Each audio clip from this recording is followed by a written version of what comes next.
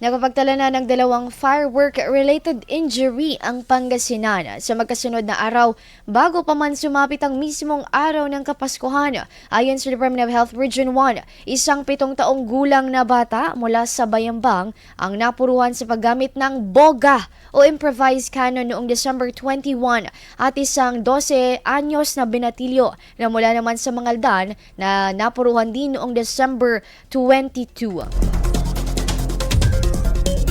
Bagaman hindi malubha ang injury na natamo ng 2 biktima, tiniyak na naturukan ng anti-tetanus toxoid vaccine ang dalawa upang hindi magka-impeksyon dahil sa Paputok. Binigyang diin naman ni DOH Regional Head Dr. Paula Pasidionco ang kahalagahan na agad mabigyan ng lunas ang mga maitatalang firework-related injury ngayong holiday season. Sa Pangasinan, matatagpuan po sa Region 1 Medical Center at Lingayen District Hospital ang FRWI Sentinel sites na itinalaga upang monitor sa listahan ng maitatalang masusugatan sa Paputok. Matatandaan na isinailalim ng DOH sa Code White Alert ang mga pampublikong ospital sa bansa upang matutukan ng mga related injuries sa pagdaraos ng Pasko at Bagong Taon.